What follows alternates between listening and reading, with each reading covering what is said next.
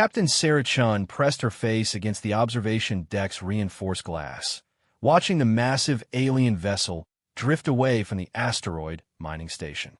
Something about their departure felt wrong.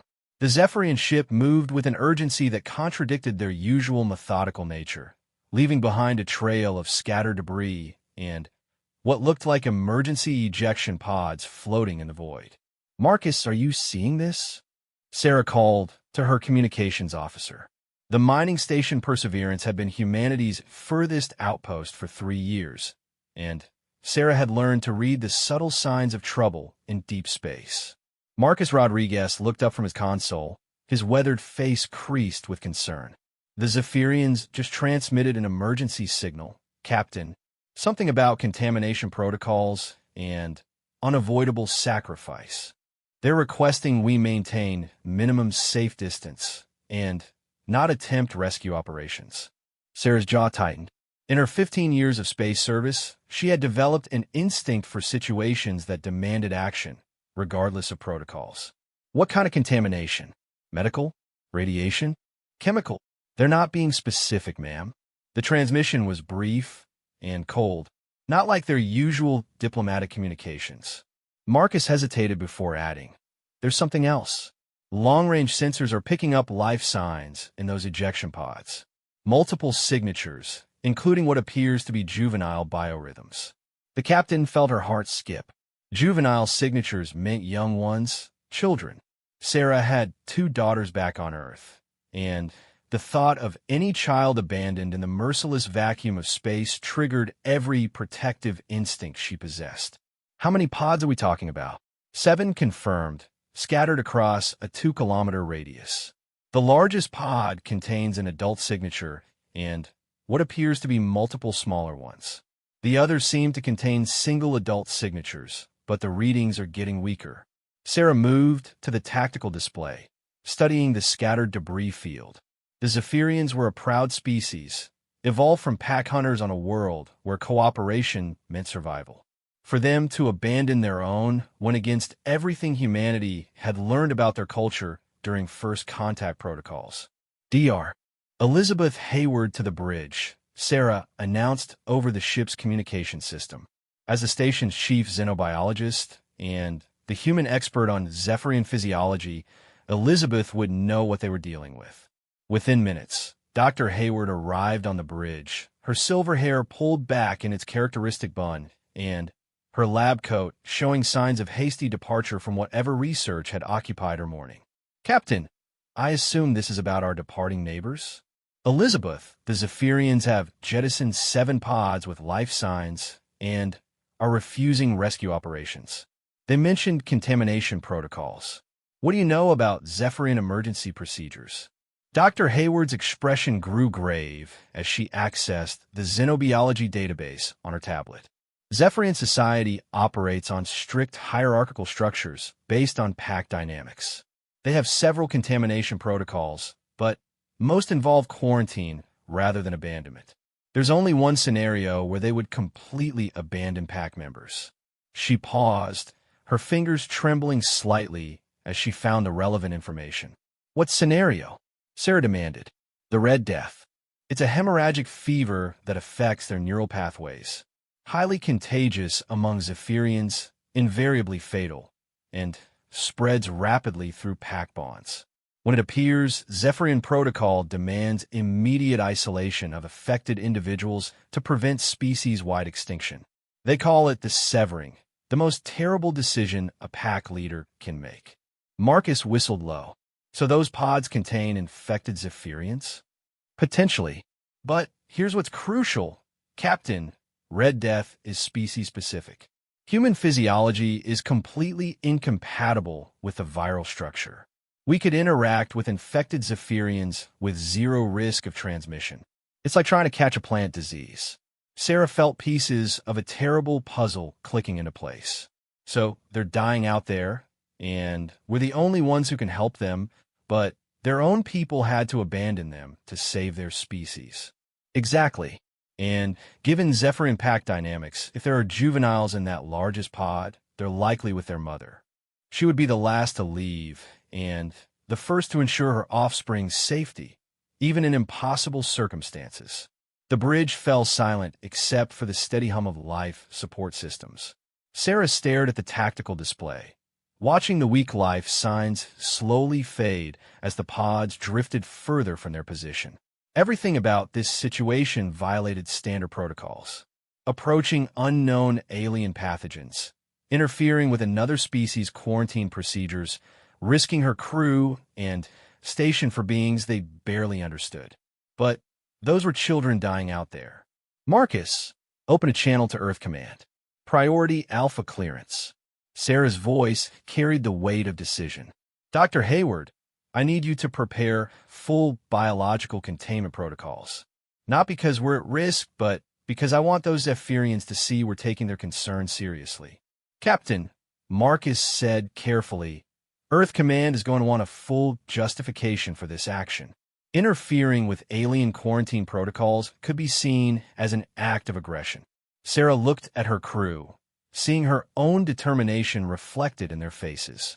This was why humanity had reached the stars, not for conquest or profit, but because when faced with suffering, they chose compassion over caution.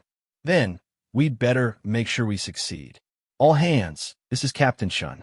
We're implementing full rescue operations for the abandoned Zephyrian pods. I know this goes against standard protocols, but sometimes being human means doing what's right instead of what's safe. All departments prepare for xenological rescue operations. Dr. Hayward was already moving toward the lift. I'll prepare the medical bay for Zephyrian physiology. We'll need specialized atmospheric processors and gravity adjustments. Their young ones will be particularly vulnerable. How long do we have?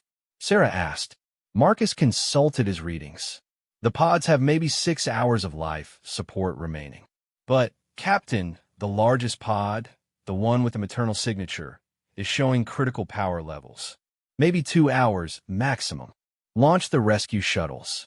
Full crew on Hermes and Apollo. I want medical teams, engineering support, and emergency life support equipment. We're bringing them all home. As the crew scrambled to prepare for the rescue operation, Sarah remained on the bridge, watching the distant pods drift in the starlight. She thought about her own daughters, about the Zephyrian mother facing certain death while protecting her young, about the impossible choices that space forced upon all thinking beings. The first shuttle launched 20 minutes later, its engines burning bright against the darkness as it raced toward the furthest pod. Sarah tracked its progress, while emergency teams prepared the station's medical facilities for their first Zephyrian patients. Hermes to Perseverance came the voice of Lieutenant James Park, the shuttle's pilot. We've reached the first pod. Single adult occupant, life signs extremely weak. Beginning emergency extraction. Sarah watched the rescue operation unfold across multiple screens. Each pod told the same story. Zephyrians in the final stages of their disease, abandoned by their own people not out of cruelty, but out of desperate necessity. The Red Death had claimed civilizations before. The Zephyrians had made the hardest choice in the universe. Apollo approaching the largest pod, reported Commander Lisa Santos. Captain, you need to see this. The main screen filled with the image of the largest escape pod, its hull scarred by hasty launch procedures. Through the transparent aluminum viewing port, Sarah could see the silhouette of a large Zephyrian female, her normally silver fur darkened by fever and disease. Curled against her body were 3 smaller forms, juveniles no bigger than human children. Life support is failing rapidly, Santos reported. The mother is still conscious, but barely. The young ones, her voice caught. Captain, I don't think they understand what's happening. They're still nuzzling against their mother, looking for comfort. Sarah closed her eyes for a moment, feeling the weight of command and the burden of choice. When she opened them, her voice was steady and clear. Bring them home, Lisa. All of them. We're not letting anyone die alone out here. The rescue operation took 3 hours. One by one, the shuttles returned to Perseverance with their precious cargo. Dr. Hayward met each arrival personally, her medical team working with quiet efficiency to stabilize the rescued Zephyrians. The disease had progressed far in most cases, but human medicine offered options that Zephyrian protocols couldn't permit. The largest pod arrived last, its occupant requiring immediate emergency intervention. Sarah met the shuttle in the docking bay, watching as medical teams carefully extracted the Zephyrian mother and her offspring. Up close, she could see the intelligence in the alien's eyes, the desperate love as she tried to shield her young ones, even in her weakened state. Dr. Hayward, Sarah called as the medical team prepared to transport the patients. "Can you save them?" The xenobiologist looked up from her scanner, her expression cautiously hopeful. "The Red Death is highly advanced in the adults, but it's treatable with human antiviral compounds. The neural pathway damage can be repaired with careful intervention. The juveniles." She smiled for the first time since the crisis began. "The juveniles show early-stage infection. With immediate treatment, full recovery is not only possible, but likely." Sarah nodded, feeling a tension she hadn't realized she'd been carrying finally begin to ease. "What about the mother?" "Touch and go." "But, Captain, I need you to understand something. Zephyrian pact bonds are neurochemical as well as emotional. If she believes her offspring are safe, if she can sense their recovery, it could provide the psychological framework she needs to fight the disease. Hope is powerful medicine for any species." As the medical teams moved the patients to specially prepared isolation units, Sarah found herself standing alone in the docking bay. The rescue shuttles sat silent, their hulls still radiating heat from their emergency missions. Soon, the Zephyrian government would learn what humanity had done. There would be questions, investigations, perhaps accusations of interference with quarantine protocols. But tonight, a mother and her children would live. 7 Zephyrians who had been written off as casualties would have a chance at recovery. Tomorrow, Sarah would deal with the diplomatic consequences. Tonight, she had chosen to be human in the best sense of the word. "Captain," Marcus's voice came over the communication system. "We're receiving a transmission from the Zephyrian vessel. They're requesting permission to return, and they want to know the status of the abandoned pods." Sarah smiled, looking through the docking bay's observation windows toward the medical section where human doctors work to save alien lives. "Tell them their people are safe, Marcus, and tell them that sometimes being different is exactly what makes cooperation possible." As she made her way to the medical bay to check on their patients, Sarah reflected on the strange mathematics of compassion. 7 lives saved, 2 species brought closer together, and a fundamental truth proven once again, that the measure of civilization wasn't found in technology or power, but in the willingness to risk everything for those who couldn't save themselves. The universe was vast and cold and often cruel, but as long as thinking beings chose love over fear, hope over despair, and action over indifference, there would always be light in the darkness. Tonight, that light shone brightly aboard the mining station Perseverance, where human hands worked to heal alien hearts, and where the future of 2 species grew a little brighter with each passing moment. Dr. Elizabeth Hayward had spent 18 hours straight in the medical bay, and fatigue was beginning to blur the edges of her vision. But she refused to leave her patients, especially the 3 Zephyrian juveniles who had become the unexpected center of an interspecies medical crisis that was reshaping everything humanity knew about alien biology. The youngest juvenile, whom the medical team had started calling Little Star for the distinctive white marking on her forehead, had responded remarkably well to the modified antiviral treatment. Her fever had broken 6 hours ago, and she was beginning to show curiosity about her strange new environment, her large violet eyes tracking the movement of human medical staff with intelligent interest. Dr. Hayward called Nurse Patricia Wong from across the isolation unit. "The maternal patient is showing signs of consciousness. Her neural activity has increased significantly in the last hour." Elizabeth hurried to the observation window of the primary isolation chamber. The adult female Zephyrian lay on a specially designed medical bed that accommodated her larger frame and different physiology. Her breathing was steady but labored, and the distinctive silver fur that marked her as a mature pack leader was beginning to regain some of its natural luster as the antiviral compounds fought the Red Death infection. What triggered the improvement? Elizabeth asked, checking the patient's vital signs on the monitoring systems. That's the interesting part, Patricia replied with a smile. Watch this. Patricia activated the audio feed between the isolation chambers. Immediately, soft chittering sounds filled the air as the three juveniles called out to their mother. The effect on the adult female was immediate and dramatic. Her eyes opened, focusing with effort but unmistakable intelligence, and she attempted to lift her head toward the source of her offspring's voices.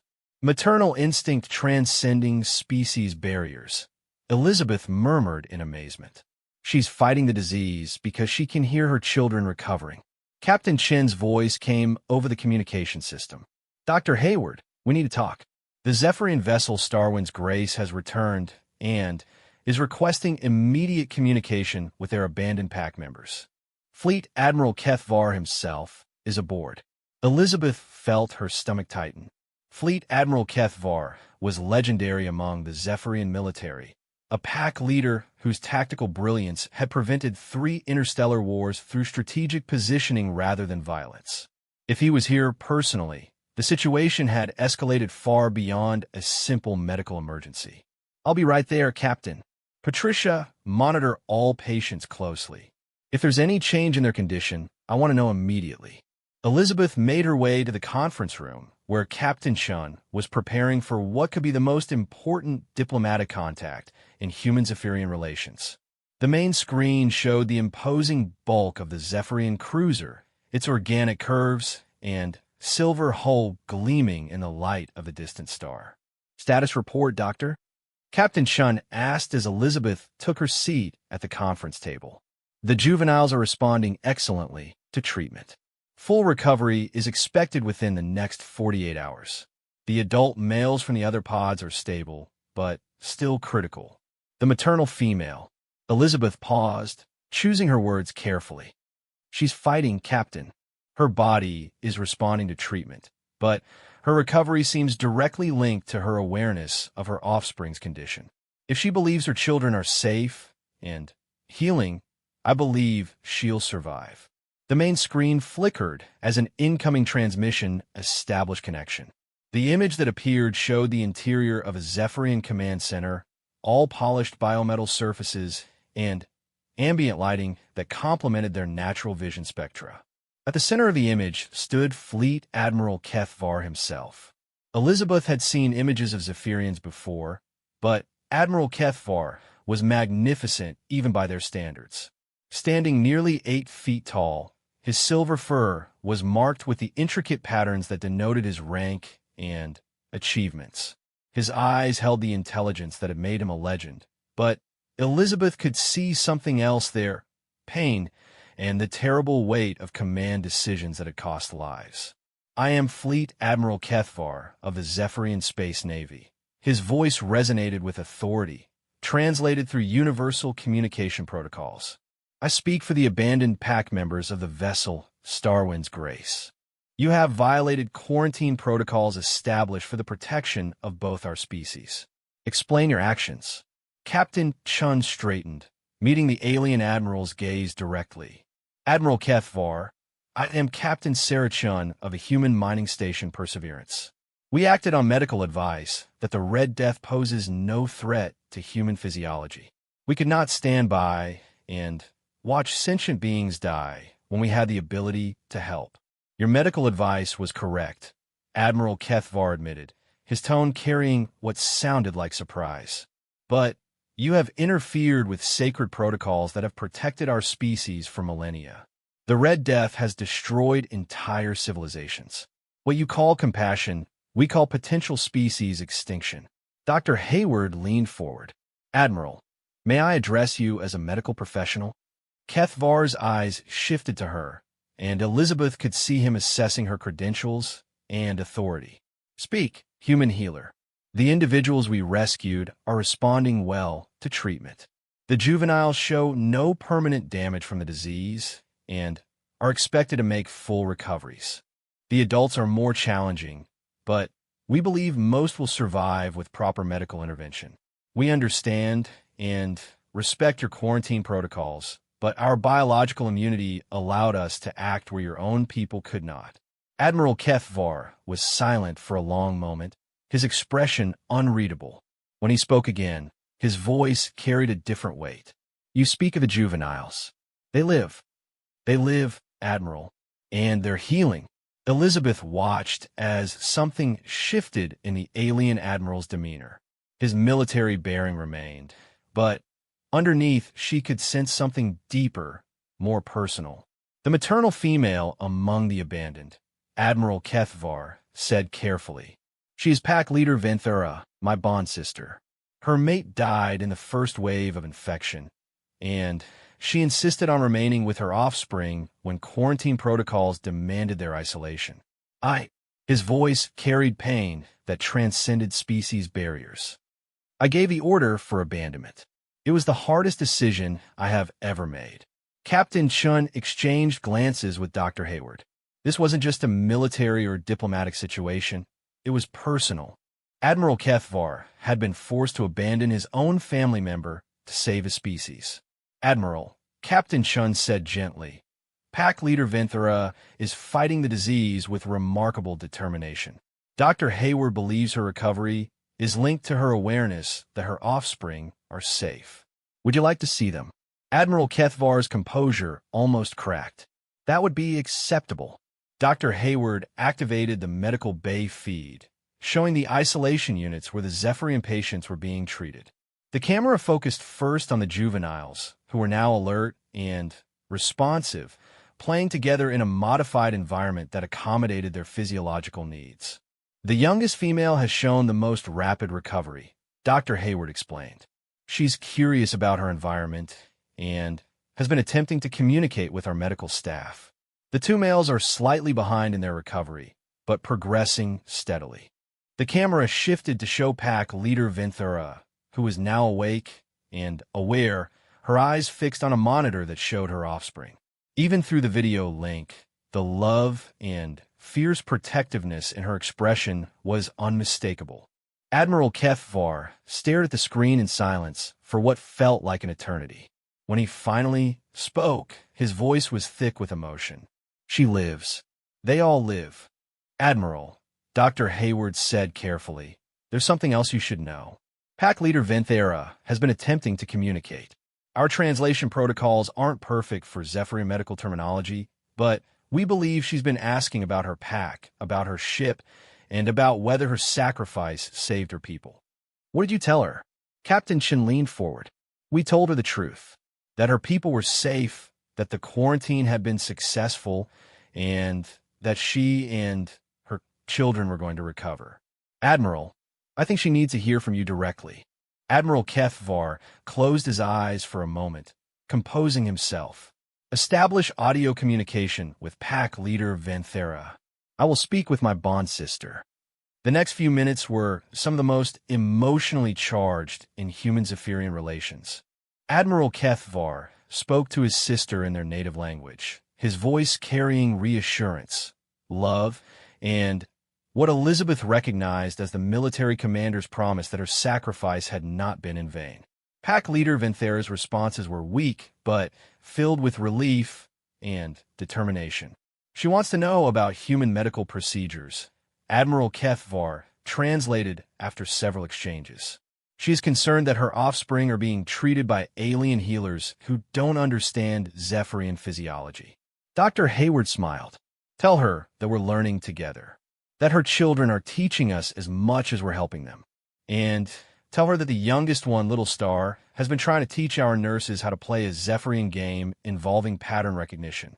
Admiral HFY translated, and even through the audio link, they could hear what could only be described as Zephyrian laughter from Pack Leader Venthera. She says, Admiral HFY continued, his own voice carrying hints of amusement. That Little Star has always been too clever for her own good, and that she's not surprised her daughter is already making friends with aliens. The conversation continued for nearly an hour, with Admiral HFY serving as translator while his sister shared medical information with Dr. Hayward and expressed gratitude to the human crew.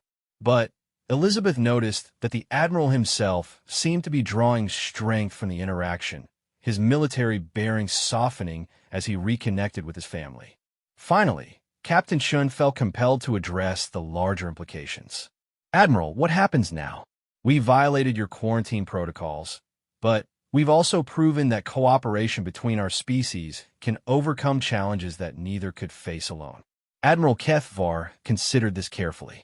Captain Shun, what you have done defies our protocols, but it also demonstrates something we had not considered, that differences between species can be strengths rather than weaknesses. You saved lives that we had written off as lost. That creates what we call a life debt. What does that mean, practically speaking? It means that the saved lives become part of our permanent cultural memory. Your actions will be recorded in our histories, and the debt will be honored by future generations. But more immediately, it means we must reconsider our relationship with humanity. Dr. Hayward leaned forward. Admiral, I'd like to propose something. What if we shared our medical findings? Human resistance to Red Death could be useful for future outbreaks, and Zephyrian medical knowledge could help us prepare for diseases that might threaten humans. This crisis could become the foundation for expanded cooperation. Admiral HFY was quiet for a moment, then nodded slowly.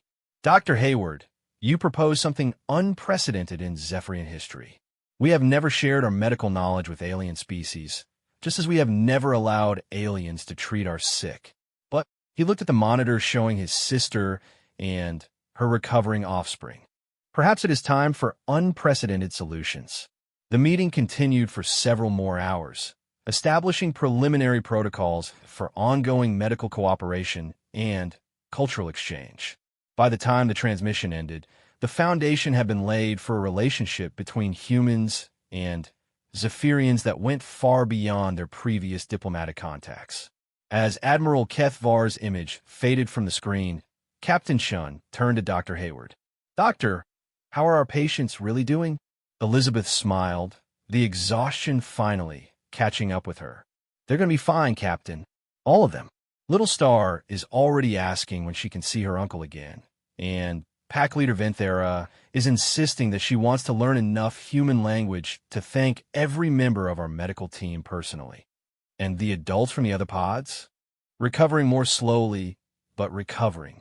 Captain, I think we've just witnessed something remarkable. Not just the saving of lives, but the birth of a new kind of cooperation between species. When faced with impossible choices, we found a third option that no one had considered.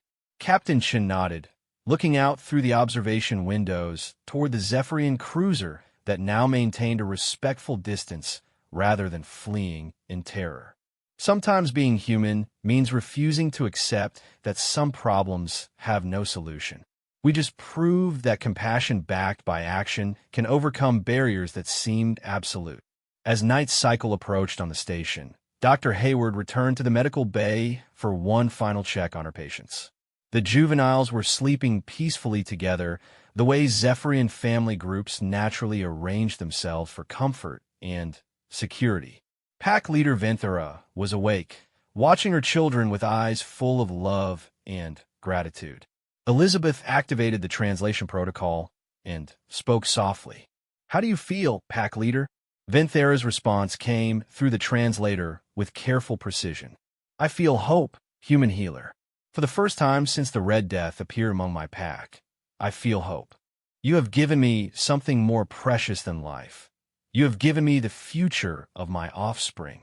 Elizabeth smiled, understanding that she had just received one of the highest honors possible in Zephyrian culture. They are remarkable children, Pack Leader. Little Star especially shows tremendous curiosity about humans.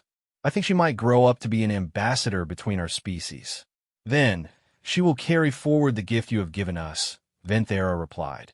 In Zephyrian culture, debts of life are honored through generations.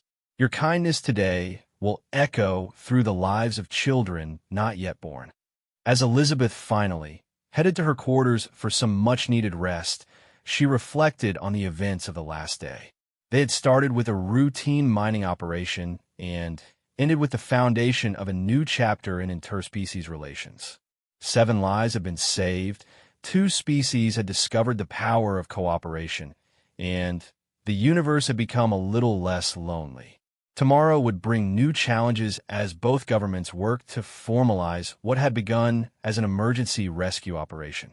But tonight, children of 2 species were alive and healing, and the bonds of understanding had proven stronger than the barriers of fear and protocol. 3 months had passed since the rescue operation that changed everything, and the mining station Perseverance had become something unprecedented in galactic history, a joint human-Zephyrian research facility dedicated to interspecies medical cooperation. The transformation was remarkable, with gleaming new sections designed to accommodate Zephyrian physiology alongside human needs. Captain Sarah Chun stood in the observation lounge of the expanded station, watching Little Star play with her brothers in the specially designed recreation area. The young Zephyrian had not only made a full recovery, but had become something of a bridge between species, switching effortlessly between human and Zephyrian social groups, and serving as an unofficial translator when formal protocols failed. "Captain," came a familiar voice behind her. Pack leader Vinthera approached with the fluid grace that marked her complete recovery from the Red Death. She now served as the Zephyrian liaison officer for the Joint Research Project, her experience as both patient and military leader making her uniquely qualified for the role. "Pack leader," Sarah replied, using the formal address that Zephyrian culture required, though their relationship had long since moved beyond mere protocol. "How are the new arrivals adjusting?" Vinthera's expression carried what humans had learned to recognize as Zephyrian satisfaction. "The second group of medical researchers has integrated well. Dr. Shuntar is particularly impressed with human surgical techniques, while your Dr. Martinez has made breakthrough discoveries in Zephyrian neural pathway regeneration therapy." The joint research project had grown far beyond its original scope. What began as an emergency medical response had evolved into a comprehensive study of interspecies medicine, with implications that were reshaping galactic health protocols. The success had attracted attention from across known space, with requests for cooperation coming from dozens of species who had previously maintained strict medical isolation. "In the diplomatic situation?" Sarah asked, knowing that the political implications of their cooperation continued to reverberate through both human and Zephyrian governments. "Admiral Kethvar reports that the Zephyrian High Council has formally approved the Medical Cooperation Treaty. More importantly, they've established new protocols for emergency situations that allow for interspecies assistance when biological barriers permit safe intervention." Vinthera paused, her expression growing more serious. "There is other news as well." Sarah turned to face her fully. In the months of working together, she had learned to read Zephyrian expressions and body language well enough to know when important information was coming. "The Kethmori Empire has made contact," Vinthera continued. "They're facing an outbreak of neural plague that their medical knowledge cannot address. Their initial diplomatic probe suggested they would prefer to die with dignity rather than seek outside assistance. But they've heard about our success here," Sarah finished. "How bad is their situation?" "Catastrophic. The neural plague affects their cognitive centers, essentially destroying personality and memory while leaving the body functional. For a species that prides itself on intellectual achievement, it represents the worst possible fate. They're facing cultural extinction within months." Sarah felt the familiar weight of command decision settling on her shoulders. The Kethmori were known throughout the galaxy as master engineers and scientists, responsible for many of the technological advances that made interstellar travel possible. They were also notoriously proud and had never sought assistance from other species. "What do we know about their plague from a medical standpoint?" "Dr. Hayward has been analyzing the data they provided. The neural plague appears to be an engineered bioweapon that specifically targets Kethmori brain chemistry. But here's the interesting part. Human neural architecture is completely different. We might be able to develop treatments that Keth-Mori medicine cannot attempt because the treatment protocols would be lethal to their own people. Dr. Elizabeth Hayward's voice came over the communication system. Captain Shun, Pack Leader Venthura, please report to Medical Base 7. We have a situation that requires immediate attention. Sarah and Venthura exchanged glances before hurrying to the medical section. They found Dr. Hayward in the main research lab, surrounded by holographic displays showing complex molecular structures and genetic sequences. Elizabeth, what's the emergency? Sarah asked. Dr. Hayward looked up from her analysis, her expression carrying excitement mixed with concern. I've been studying the Keth-Mori neural plague data, and I found something remarkable. The bioweapon wasn't designed by the Keth-Mori's enemies. It was created by an extinct species called the Vortai over 2,000 years ago. Why does that matter? Venthera asked. Because the Vortai created it as a fail-safe weapon against the species they feared most, the Zephyrians. The plague is specifically designed to target the neural pathways that create pack bonds and hierarchical thinking.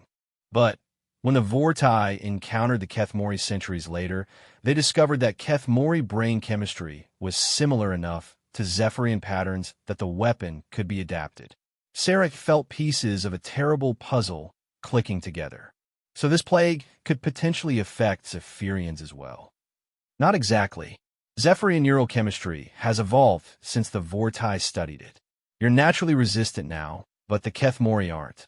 However, because I've spent months studying Zephyrian medicine and human disease resistance, I believe we can create a treatment that uses human immune responses to synthesize compounds that both species can safely use. What are you proposing? Venthera asked. Dr. Hayward activated a new holographic display showing treatment protocols. A three-species medical cooperation. Humans provide the immune response templates, Zephyrians provide the neural pathway expertise, and we work together to develop treatments that can be safely administered to Keth-Mori patients. It's never been attempted before, but theoretically possible. Sarah studied the complex medical data, most of which was beyond her understanding, but the implications were clear. How long would this take? If we had direct access to Keth-Mori patients? Maybe 6 weeks for initial treatment protocols, 3 months for a complete cure. But, Captain, there's a problem. The Keth-Mori are too proud to come here, and their government is too paranoid to allow a joint research team on their homeworld. Then, we go to them, Sarah said simply. Both Dr. Hayward and Pack Leader Venthera stared at her. Captain, Venthera said carefully, the Keth-Mori have never allowed aliens on their homeworld. Their security protocols are absolute. Security protocols written by a species facing extinction, Sarah pointed out. Pride and paranoia are luxuries they can no longer afford. She moved to the communication console. Dr. Hayward, prepare a complete medical research package. Include everything we've learned about interspecies cooperation, our success rates, and your proposed treatment protocols. Venthera, I need you to contact Admiral Kethvar. We're going to need Zephyrian medical volunteers. Captain, Dr. Hayward said hesitantly. Even if they agree, this is incredibly risky. We'd be working with an unknown pathogen on an alien world with no backup support. If something goes wrong, then we face the same risks the Keth-Mori are facing, Sarah replied. The same risks Pack Leader Venthera faced when her people abandoned her to save their species. Sometimes being human means taking calculated risks for the greater good. The next 2 weeks were a flurry of diplomatic activity. The initial Keth-Mori response to their proposal had been predictable rejection, but as their plague situation deteriorated, practicality began to overcome pride. Admiral Kethvar personally vouched for human medical capabilities, while Little Star's recovery had become legendary throughout Zephyrian space as an example of alien healing powers. The breakthrough came when the Keth-Mori Prime Minister's own grandson fell victim to the neural plague. Faced with watching his heir's personality dissolve while his body remained alive, the Prime Minister authorized the unprecedented step of allowing a joint medical team onto the Keth-Mori homeworld. Captain Chun stood on the bridge of the specially modified research vessel Harmony, watching the blue-green surface of Kethmore Prime grow larger on the main screen.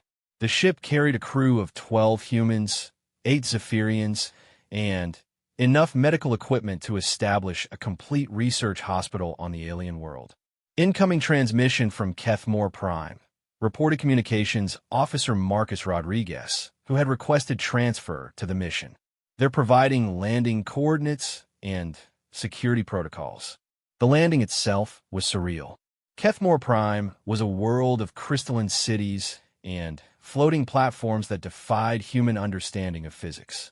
The Kethmori themselves were unlike any species humanity had encountered, tall, graceful beings with translucent skin that showed the flow of their unique circulatory system, and eyes that seemed to hold the accumulated wisdom of millennia. Prime Minister Vorthak met them at the landing platform, his usual dignity marred by obvious desperation. Through translation protocols, he addressed the joint team with formal gratitude and barely controlled fear for his people's survival. Dr. Hayward established the first interspecies medical facility in Kethmori history within the crystalline walls of their primary research institute. The work was challenging beyond anything they had attempted before. The neural plague was more complex than their initial analysis had suggested, with adaptive properties that required constant modification of treatment protocols. But the three-species cooperation worked exactly as Dr. Hayward had theorized. Human immune responses provided the foundation for antiviral compounds. Zephyrian neural mapping identified the specific pathways affected by the plague, and Kethmori science provided the delivery mechanisms that could safely transport treatments to damaged brain tissue. The first successful treatment came after 4 weeks of intensive research. The patient was a young Kethmori scientist who had volunteered for experimental therapy rather than face the complete loss of her intellectual capabilities. The moment when her memories began returning, when her personality reasserted itself, marked the first victory against a plague that had threatened to destroy an entire civilization. Word of the success spread rapidly through the Kethmori population. Within days, the research facility was overwhelmed with patients seeking treatment. But, more importantly, the success demonstrated to the galaxy that cooperation between species could overcome challenges that would destroy any single civilization. Little Star, who had insisted on joining the mission despite her young age, became an unofficial ambassador between all 3 species. Her natural curiosity and lack of prejudice allowed her to form connections that formal diplomacy couldn't achieve. She played with Kethmori children, taught Zephyrian games to human staff, and served as a living reminder that differences between species were sources of strength rather than barriers to cooperation. The final breakthrough came when Dr. Hayward, working with Kethmori geneticists and Zephyrian neural specialists, developed a preventive treatment that would make future plague outbreaks impossible. The vaccine required components from all 3 species, creating a permanent need for cooperation to maintain immunity. Captain Chin stood in the Kethmori Crystal Cathedral as Prime Minister Vorthak formally signed the first 3-species mutual assistance treaty in galactic history. The ceremony was broadcast throughout known space, watched by billions of beings who were witnessing the birth of a new model for interstellar cooperation. Today, Prime Minister Vorthak said through the universal translators, 3 species have proven that survival requires more than strength or intelligence or pride. It requires the wisdom to accept help, the courage to offer aid, and the humility to learn from those who are different from ourselves. Admiral Kethvar, representing the Zephyrians, stepped forward to add his words. The Kethmori have given us their scientific knowledge. The humans have given us their medical immunity. We have given what we could of our understanding of pack cooperation. Together, we have created something none of US could achieve alone. Captain Chun felt the weight of history as she spoke for humanity. 6 months ago, we were 3 separate species, each facing our own challenges in isolation. Today, we are partners in the greatest adventure of all, the creation of a galactic community based on mutual aid and shared knowledge. What we've proven here is that the universe is vast enough for all of us to flourish together. As the ceremony concluded and the formal celebrations began, Captain Shin found herself standing with Dr. Hayward and Pack Leader Venthera on a balcony overlooking the crystalline city. The three of them had come to represent something new in galactic history, the possibility of cooperation transcending species barriers. "Elizabeth," Sarah said, "what's next for us?" Dr. Hayward smiled, looking out over a city where human, Zephyrian, and Kethmori beings work side by side in the newly integrated research facilities. The Andromedan Collective has sent a delegation requesting assistance with a crystalline plague affecting their silicon-based physiology. The Tauri Federation wants to discuss cooperation protocols for dealing with energy-based parasites. And yesterday, we received a message from a species called the Vorthani asking for help with something they're calling temporal sickness. Pack Leader Venthera's expression carried what her human friends had learned to recognize as Zephyrian amusement. It seems that word of our success has created more challenges than we solved. Captain Shin laughed, feeling a lightness she hadn't experienced since this whole adventure began. Good. The universe is a big place, and there are a lot of species out there who need to learn what we've learned here. That sometimes being different is exactly what makes cooperation possible. As the sun set over Kethmor Prime, painting the crystalline city in shades of gold and silver, the three friends watched ships from dozens of species arriving to witness the signing of additional cooperation treaties. The galaxy was changing, evolving from a collection of isolated species into something resembling a true community. Little Star's laughter echoed from the courtyard below, where she was teaching a group of young beings from 5 different species how to play a game that combined human strategy, Zephyrian pack dynamics, and Kethmori mathematical precision. Her joy was infectious, spreading to beings who had never imagined that alien children could become friends and playmates. "You know," Dr. Hayward said thoughtfully, "I think we accidentally started something that's going to outlast all of us." "Good," Captain Shin replied, watching the next generation learn lessons that their parents were still struggling to understand. The best decisions usually do. As night fell over the first truly interspecies city in galactic history, the lights of 100 different technologies illuminated the darkness. Ships came and went, carrying ambassadors and scientists and healers between worlds that were no longer alone. And in the medical facilities where human, Zephyrian, and Kethmori doctors worked together to save lives, the future of galactic civilization took shape one patient at a time. The universe was still vast and cold and often dangerous, but it was no longer lonely.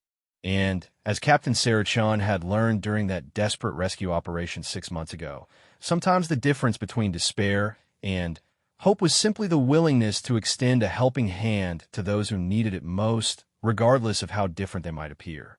The rescue of 7 abandoned Zephyrians had become the foundation of galactic cooperation, and the greatest adventures were still ahead.